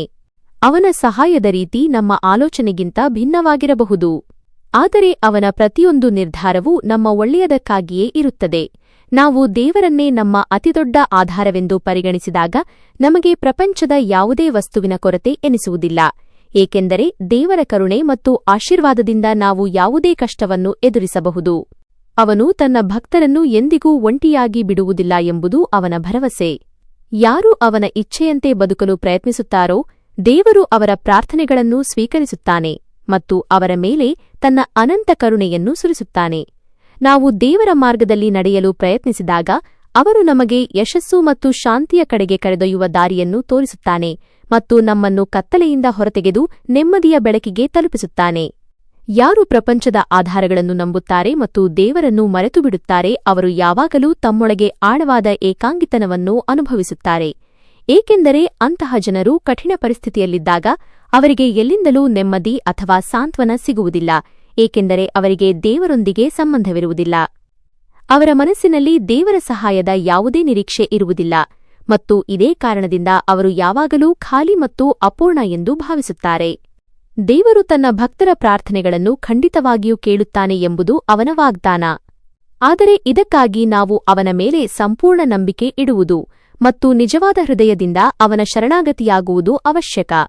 ನಾವು ದೇವರನ್ನು ನಮ್ಮ ಜೀವನದ ಅತಿದೊಡ್ಡ ಆಧಾರವೆಂದು ಪರಿಗಣಿಸಿ ಅವನಿಂದ ಸಹಾಯ ಕೇಳಿದಾಗ ಅವನು ನಮಗೆ ಸರಿಯಾದ ದಾರಿಯನ್ನು ತೋರಿಸುತ್ತಾನೆ ಮತ್ತು ನಮ್ಮ ಕಷ್ಟಗಳನ್ನು ಸುಲಭಗೊಳಿಸುತ್ತಾನೆ. ದೇವರ ಕರುಣೆಯ ಬಾಗಿಲು ಯಾವಾಗಲೂ ತೆರೆದಿರುತ್ತದೆ. ಕೇವಲ ಅವನ ಇಚ್ಛೆಗೆ ಅನುಗುಣವಾಗಿ ನಡೆಯುವ ಮತ್ತು ನಿಜವಾದ ಮನಸ್ಸಿನಿಂದ ಅವನಲ್ಲಿ ಪ್ರಾರ್ಥಿಸುವ ಅವಶ್ಯಕತೆಯಿದೆ, ಏಕೆಂದರೆ ನಾವು ಪ್ರಾಪಂಚಿಕ ವಿಷಯಗಳಿಗೆ ಆದ್ಯತೆ ನೀಡಿ ದೇವರನ್ನು ಮರೆತಾಗ ನಮಗೆ ಎಂದಿಗೂ ನಿಜವಾದ ನೆಮ್ಮದಿ ಅಥವಾ ಆನಂದ ಸಿಗುವುದಿಲ್ಲ. ದೇವರಲ್ಲಿ ಪ್ರಾರ್ಥಿಸುವುದರಿಂದ ನಮ್ಮ ಮನಸ್ಸಿಗೆ ಶಾಂತಿ ಸಿಗುತ್ತದೆ ಮತ್ತು ನಮ್ಮ ಸಮಸ್ಯೆಗಳಿಗೆ ಪರಿಹಾರವೂ ಸಿಗಲಾರಂಭಿಸುತ್ತದೆ. ಅವನ ಕರುಣೆಯಿಂದ ಪ್ರತಿಯೊಂದು ನೋವು ಸುಲಭವಾಗುತ್ತದೆ ಮತ್ತು ನಮಗೆ ಹೊಸ ಧೈರ್ಯ ಸಿಗುತ್ತದೆ. ಜೀವನದಲ್ಲಿ ಕಷ್ಟಗಳು ಖಂಡಿತವಾಗಿಯೂ ಬರುತ್ತವೆ, ಆದರೆ ನಾವು ದೇವರ ಕಡೆಗೆ ತಿರುಗಿದಾಗ ಅವನು ಯಾವಾಗಲೂ ನಮಗೆ ಸಹಾಯ ಮಾಡುತ್ತಾನೆ. ದೇವರನ್ನು ತಮ್ಮ ಅತಿದೊಡ್ಡ ಆಧಾರವೆಂದು ನಂಬುವವರ ಮೇಲೆ ಅವನ ಕರುಣೆ ಸುರಿಯುತ್ತದೆ, ಏಕೆಂದರೆ ಪ್ರಪಂಚದ ಆಧಾರಗಳಿಂದ ಎಂದಿಗೂ ನಿಜವಾದ ನೆಮ್ಮದಿ ಸಿಗುವುದಿಲ್ಲ. ಆದರೆ ದೇವರ ಆಧಾರವು ಯಾವಾಗಲೂ ನಮ್ಮನ್ನು ಯಶಸ್ವಿಯನ್ನಾಗಿಸುತ್ತದೆ. ಜೀವನದಲ್ಲಿ ಎಷ್ಟೇ ಕಷ್ಟಗಳು ಬಂದರೂ ಸರಿ. ಆದ್ದರಿಂದ ಜೀವನದಲ್ಲಿ ಯಾವುದೇ ತೊಂದರೆ ಬಂದಾಗ ದೇವರಲ್ಲಿ ಪ್ರಾರ್ಥಿಸಿ ಮತ್ತು ಅವನು ಯಾವಾಗಲೂ ನಮ್ಮೊಂದಿಗೆ ಇದ್ದಾನೆ ಎಂಬ ನಂಬಿಕೆಯನ್ನು ನಿಮ್ಮ ಮನಸ್ಸಿನಲ್ಲಿಟ್ಟುಕೊಳ್ಳಿ, ಏಕೆಂದರೆ ದೇವರ ಕರುಣೆಯನ್ನು ನಂಬುವ ವ್ಯಕ್ತಿಯ ಜೀವನದಲ್ಲಿ ಯಾವುದೇ ಸಮಸ್ಯೆಯೂ ದೊಡ್ಡದಾಗಿರುವುದಿಲ್ಲ. ದೇವರ ಸಹಾಯದಿಂದ ಪ್ರತಿಯೊಂದು ಸಮಸ್ಯೆಗೂ ಪರಿಹಾರ ಸಿಗುತ್ತದೆ ಮತ್ತು ಯಾರು ಅವನನ್ನು ನಂಬುತ್ತಾರೋ ಅವರ ಮೇಲೆ ಅವನ ಅನಂತ ಕರುಣೆ ಇರುತ್ತದೆ. ನಾನು ನನ್ನ ಜೀವನದಿಂದ ತುಂಬಾ ಸಂತೋಷವಾಗಿದ್ದೇನೆ ಮತ್ತು ಈಗ ನನಗೆ ಯಾವುದರ ಕೊರತೆಯೂ ಇಲ್ಲ. ನನ್ನ ಜೀವನ ಇಷ್ಟು ಶಾಂತ ಮತ್ತು ನೆಮ್ಮದಿಯಿಂದ ಕೂಡಿರುತ್ತದೆ ಎಂದು ನನಗೆ ಎಂದಿಗೂ ಅನಿಸಿರಲಿಲ್ಲ. ದೇವರ ಕರುಣೆ ಮತ್ತು ಆಶೀರ್ವಾದದಿಂದ ನನ್ನ ಜೀವನ ಸಂಪೂರ್ಣವಾಗಿ ಬದಲಾಗಿದೆ. ಇಂದು ನಾನು ನಿಂತಿರುವ ಸ್ಥಾನ ಇದೆಲ್ಲವೂ ದೇವರ ದಯೆಯ ಫಲಿತಾಂಶವಾಗಿದೆ. ಈಗ ನನ್ನ ಜೀವನದಲ್ಲಿ ಶಾಂತಿ ಇದೆ, ಸಂತೋಷವಿದೆ ಮತ್ತು ಪ್ರೀತಿ ಇದೆ. ನಿಮ್ಮೆಲ್ಲರಲ್ಲೂ ನನ್ನ ಪ್ರಾರ್ಥನೆ ಏನೆಂದರೆ ಜೀವನದಲ್ಲಿ ಕಷ್ಟಗಳಿರುವವರಿಗಾಗಿಯೂ ಮನಸ್ಸಿನಿಂದ ಪ್ರಾರ್ಥಿಸಿ, ಏಕೆಂದರೆ ಮನುಷ್ಯನು ನಿಜವಾದ ಮನಸ್ಸಿನಿಂದ ಕೇವಲ ದೇವರಿಂದ ಸಹಾಯವನ್ನು ನಿರೀಕ್ಷಿಸಿದಾಗ ಒಂದು ದಿನ ಎಲ್ಲವೂ ಸರಿಯಾಗುತ್ತದೆ. ದೇವರ ಕರುಣೆಯಿಂದ ಸಿಗುವ ನೆಮ್ಮದಿ ಈ ಪ್ರಪಂಚದ ಬೇರೆ ಯಾವುದೇ ವಸ್ತುವಿನಿಂದ ಸಿಗುವುದಿಲ್ಲ. ಅವರ ಆಶೀರ್ವಾದ ಯಾವಾಗಲೂ ನಮ್ಮೊಂದಿಗೆ ಇರುತ್ತದೆ. ನಾವು ನಿಜವಾದ ಹೃದಯದಿಂದ ಪ್ರಾರ್ಥಿಸಬೇಕು ಮತ್ತು ಅವರು ತೋರಿಸಿದ ದಾರಿಯಲ್ಲಿ ನಡೆಯಬೇಕು. ಕಠಿಣ ಪರಿಸ್ಥಿತಿಯಲ್ಲಿಯೂ ನಾವು ದೇವರ ಮೇಲೆ ನಂಬಿಕೆ ಇಟ್ಟರೆ, ಅವರಿಂದ ಪ್ರಾರ್ಥಿಸಿದರೆ ಮತ್ತು ಸರಿಯಾದ ದಾರಿಯಲ್ಲಿ ನಡೆದರೆ, ಅವರು ನಮಗೆ ಪ್ರತಿ ಸಂದರ್ಭದಲ್ಲೂ ಶಾಂತಿ ಮತ್ತು ಸಂತೋಷವನ್ನು ನೀಡುತ್ತಾರೆ. ಅವರ ಕರುಣೆಯಿಂದ ನಮ್ಮ ಪ್ರತಿಯೊಂದು ಕಷ್ಟವೂ ಸುಲಭವಾಗುತ್ತದೆ ಮತ್ತು ನಮ್ಮ ಅದೃಷ್ಟವೇ ಬದಲಾಗುತ್ತದೆ. ನನ್ನ ಜೀವನದಲ್ಲಿ ಈಗ ಕೇವಲ ಸಂತೋಷ, ಪ್ರೀತಿ ಮತ್ತು ನೆಮ್ಮದಿ ಇತ್ತು. ವಿಶಾಲ್ ಅವರೊಂದಿಗಿನ ನನ್ನ ವೈವಾಹಿಕ ಜೀವನವು ಸುಂದರ ಕನಸಿನಂತಿತ್ತು ಮತ್ತು ತಂದೆ ನನ್ನ ಮಗಳು ಪ್ರಿಯಾ ಮತ್ತು ನನಗೆ ನೀಡಿದ ಗೌರವ ಮತ್ತು ಸ್ನೇಹ ಅಮೂಲ್ಯವಾಗಿತ್ತು. ಅಮ್ಮ ಕೂಡ ತಂದೆಯೊಂದಿಗೆ ತುಂಬಾ ಸಂತೋಷವಾಗಿದ್ದರು ಮತ್ತು ನಾನು ಬಾಲ್ಯದಲ್ಲಿ ಹುಡುಕುತ್ತಿದ್ದ ಹೊಳಪು ಈಗ ಅವರ ಕಣ್ಣುಗಳಲ್ಲಿತ್ತು. ನಮ್ಮ ಹೊಸ ಜೀವನ ಜೈಪುರದ ಆ ಭವ್ಯ ಹವೇಲಿಯಲ್ಲಿ ಯಾವುದೋ ಕಥೆಗಿಂತ ಕಡಿಮೆಯಿರಲಿಲ್ಲ. ನಾನು ವಿಚ್ಛೇದಿತೆ ಅಥವಾ ಪ್ರಿಯಾ ತನ್ನ ಸ್ವಂತ ಮಗಳಲ್ಲ ಎಂದು ವಿಶಾಲ್ ಎಂದಿಗೂ ನನಗೆ ಅನಿಸಲು ಬಿಡಲಿಲ್ಲ. ಅವನ ನಡವಳಿಕೆ ಒಬ್ಬ ಆದರ್ಶ ಪತಿ ಮತ್ತು ತಂದೆಯದಾಗಿತ್ತು. ಪ್ರಿಯಾಳಿಗಾಗಿ ಅವನು ಗಂಟೆಗಟ್ಟಲೆ ಆಟಿಕೆಗಳನ್ನು ತರುತ್ತಿದ್ದನು. ಅವಳನ್ನು ಎತ್ತಿಕೊಂಡು ತೋಟದಲ್ಲಿ ಅಡ್ಡಾಡುತ್ತಿದ್ದನು ಮತ್ತು ಅವಳ ಪ್ರತಿಯೊಂದು ಸಣ್ಣ ದೊಡ್ಡ ವಿಷಯಕ್ಕೂ ನಗುತ್ತಿದ್ದನು. ಒಂದು ಸಂಜೆ ನಾನು ಹವೇಲಿಯ ಮಾಳಿಗೆಯ ಮೇಲೆ ಕುಳಿತು ಚಂದ್ರನನ್ನು ನೋಡುತ್ತಿದ್ದಾಗ ವಿಶಾಲ್ ನನ್ನ ಹತ್ತಿರ ಬಂದು ಕುಳಿತನು.